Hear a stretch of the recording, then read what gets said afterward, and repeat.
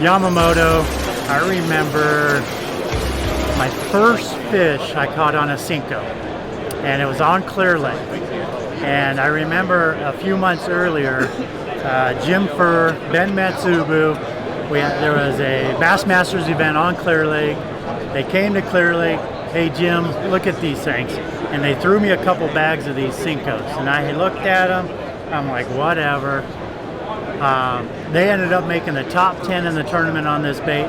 And so I had to take them out of the bag a couple months later and look at them.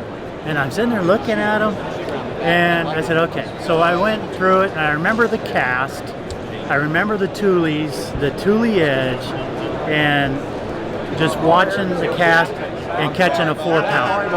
And it was awesome. I mean, it was like, it was awesome, but I was mad because my brother and I, we had won a lot of money on a weightless worm, and yet here comes this Senko bait and slow falling, natural presentation, and something the bass couldn't resist. So now I'm sharing all these fish with the people starting to throw the Senko. So I remember my first fish. Well, now, guess what?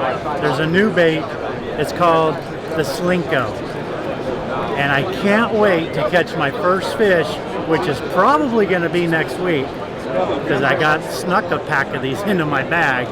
But I'm thinking Nico rig. I'm thinking a lot of things. I'm thinking the back as a trailer. I could actually cut this in half and use it as a trailer on a jig. I'm starting to think of all these different ways of using this bait.